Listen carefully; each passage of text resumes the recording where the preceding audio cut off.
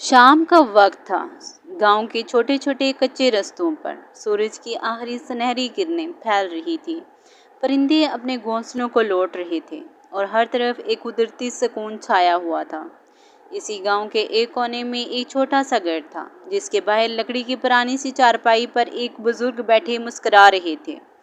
इनके सामने एक नौजवान दूध वाला सादा लिबास में ग्वाले की बाल्टी संभाले खड़ा था। इस नौजवान का नाम बशीर था। इसकी उम्र 28 साल थी। इसकी आंखों में सच्चाई और दिल में इंसानियत की रोशनी। वो रोज़ अलील सुबह उठता, गांव के जानवरों से दूध निकालता और मेहनत से हर घर में दूध तकसीम करता। इसके हाथों का दूध पाकीज़गी की अलामत था। गांव वाले इसकी ईमानदारी के कायल थे।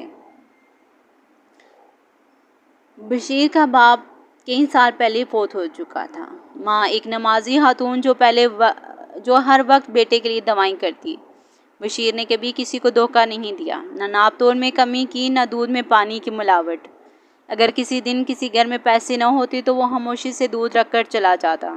एक दिन एक बूढ़ी औरत ने इससे कहा, बेटा बशीर, लोग कहते हैं बस दयानतदारी से गुजारा नहीं होता, तो फिर इतनी खुशी से कैसे जीते हो?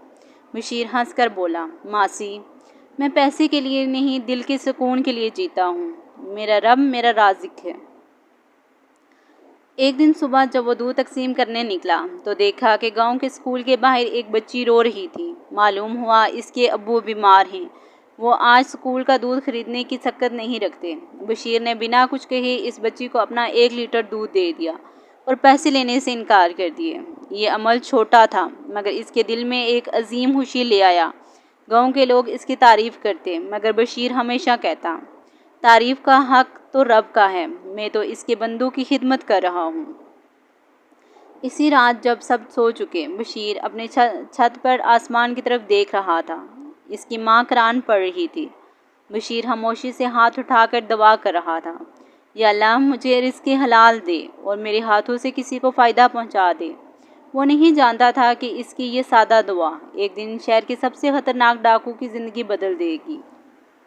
शोर-गुल, ट्रैफिक की आवाज़ें, हर तरफ बेचैनी। ये था शहर रहील। बड़े बड़े इमारतों के बीच एक गली ऐसी भी थी जहाँ अंधेरे के साए थे, जहाँ कानून की रोशनी कमज़ोर थी और जहाँ एक नाम सबको खौफ में मुब्तला कर देता, राजू डाकू। राजू का नाम सुनते ही लोगों की ज़बानें बंद हो जाती, दिल कांपने लगते। वो अकेला ही काफ़ी था एक मोहल्ले को लूटने के लिए। इसकी आंखों में नफ़रत, लहजे में ज़हर और दिल में सिर्फ इंतकाम। राजू कभी ऐसा ना था। इसका असल नाम राजा अली था। वो भी एक नेक दिल माँ बाप का बेटा था। बचपन में दीनी तालीम हासिल करता रहा, मस्जिद का तालिम इल्म भी रहा, मगर एक दिन सब कुछ बदल गया। एक रात शहर में आग लग गई। राजू के घर में भी आग लगी। इसके माँ बाप जलकर राख हो गए। आग बुझाने वाला अमला देर से आया, किसी ने मदद ना की। राजू का दिल टूट गया। इसने इंसाफ के लिए अदालतों के चक्कर लगाए, मगर सब ने पैसे मांगे, सिफारिश मांगी। गरीब राजू के पास कुछ ना था। वो चीखता रहा, रोता रहा, मगर इंसाफ ना मिला। तब इसने फैसला कर लिया, अगर ये दुनिया जुल्म से चलती है तो फिर मैं भी जुल्म ही करूँगा। यूँ राजा अली राजू डाकू बन गया। राजू चोरी करता, मगर सिर्फ अमीरों के घर में। अगर इस अंधा था, अगर कोई मज़ाहमत करता तो गोली मार देता। पुलिस डरती। इसने कई चौकीदारों और दुकानदारों को जख्मी किया। वो चेहरा छुपाकर रात के अंधेरे में निकलता। उसका हदफ सिर्फ माल ना होता, वो समाज से बदला लेना चाहता था। इसके दिल में एक ही नारा था, जिसने मेरे माँ बाप को जलने दिया वो सब जलेंगे। एक रात राजू ने एक अजीब ख्वाब देखा। वो एक सुनसान वीराने में खड़ा था। इसके सामने इसकी माँ रो रही थी और कह रही थी, बेटा, मैंने तुझे जालिम नहीं बनाया, तू जुल्म का बदला जुल्म से ना ले, हमारे लिए दवा कर, ना कि बद्दुआ। राजू भड़बड़ा कर उठा, सीने में भीगा हुआ। वो कुछ देर तक खामोश बैठा रहा। दिल में एक झटका सा महसूस हुआ, मगर फिर इसने खुद को संभाला और बोला, ये सब वहम है, मैं बदल नहीं सकता, मैं कमज़ोर नहीं हूँ। कुछ दिन बाद राजू डाकू ने एक नई जगह डाका डालने का मंसूबा बनाया। एक सादा सा गांव जो शहर से दूर था। पुलिस का खौफ कम, सादा लोग ज़्यादा। इसे उम्मीद थी वहाँ इससे आसानी से माल इकट्ठा हो जाएगा। इसने अपना चेहरा ढांपा, اسلحہ سنبھالا اور گاؤں کی طرف روانہ ہوا۔ اسے کیا خبر تھی کہ اس کے رستے میں ایک نیک دودھ والا بشیر کھڑا ہے اور وہ ایک دودھ والے کا اہلاک اس کی خونی ہاتھوں کو کانپنے پر مجبور کر دے گا۔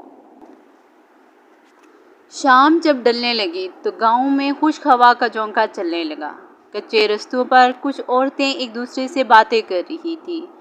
بچے کھیلتے ہوئے گھروں کی طرف لوٹ رہے تھے۔ ہر طرف سادگی اور امن کا ماحول تھا۔ اسی دوران بشیر اپنے آخری گھر میں دودھ کی بالٹی دودھ دے کر واپس آ رہا تھا۔ گاؤں کے آخری گھروں کے بعد ایک گھنا جنگل شروع ہوتا ہے جہاں سے شہر کی طرف جانے والی چھوٹی سی ہاکی راہ نکلتی ہے۔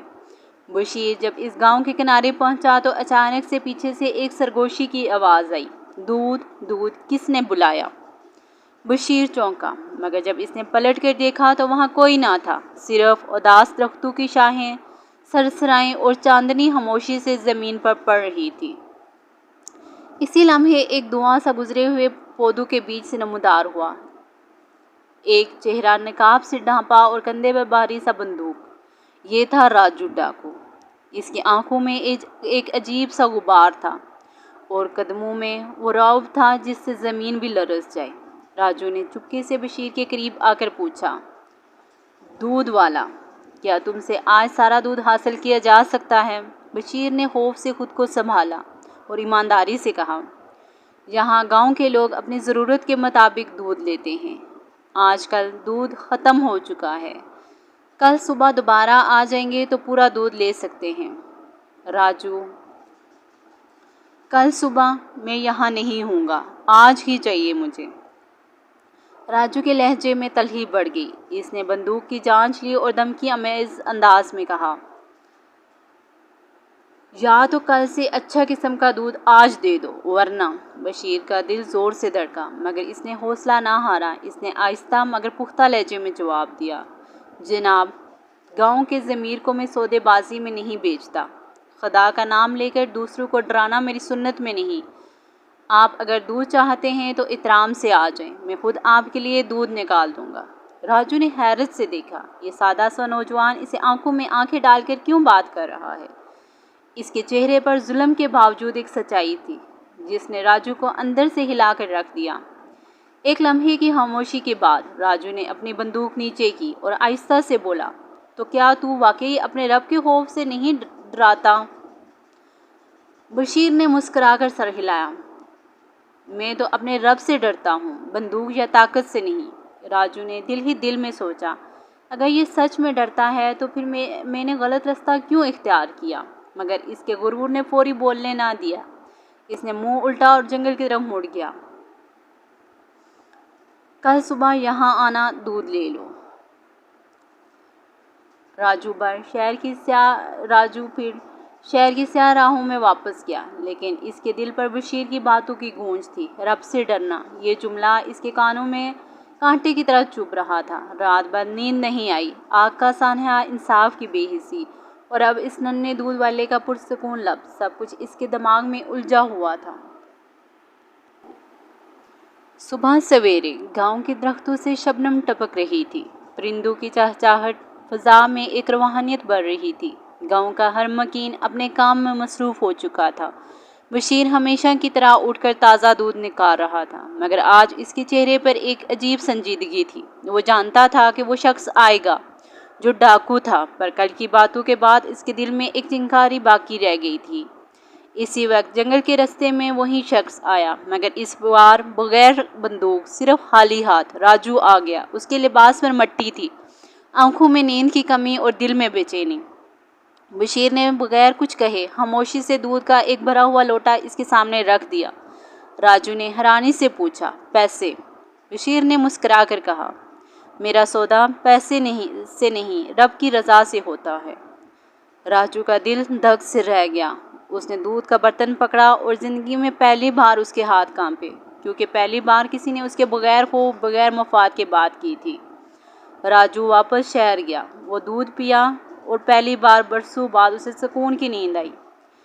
اس کی ماں کی آواز جیسے کانوں میں گونج رہی تھی، میرا بیٹا نیک بنے گا۔ نیند میں اس نے خواب دیکھا، وہ دوبارہ بچہ بن گیا ہے، مسجد میں بیٹھا قرآن پڑھ رہا ہے۔ ماں اس کے سر پر ہاتھ رکھ کر دعا دے رہی ہے۔ صبح اٹھا، کچھ پل دیوار سے ٹیک لگا کر بیٹھا رہا، پھر آہستہ سے کہا، کیا میں واقعی واپس جا سکتا ہوں؟ چند دن بعد راجو پھر گاؤں آیا۔ اس بار وہ خاموشی سے بشیر کی مدد کرنے لگا، کبھی جانوروں کو پانی دیتا، کبھی دودھ کے برتن دھوتا۔ ایک دن ایک چھوٹا بچہ آ کر راجو سے ٹکرا گیا۔ بچے نے فوراً معافی مانگ لی، مگر راجو نے اس کے سر پر ہاتھ پھیرا اور کہا، ڈر مت بیٹا، میں بھی تم جیسوں کے لیے بدلنا چاہتا ہوں۔ بشیر نے یہ سب کچھ دیکھا اور اس کی آنکھوں میں آنسو آ گئے۔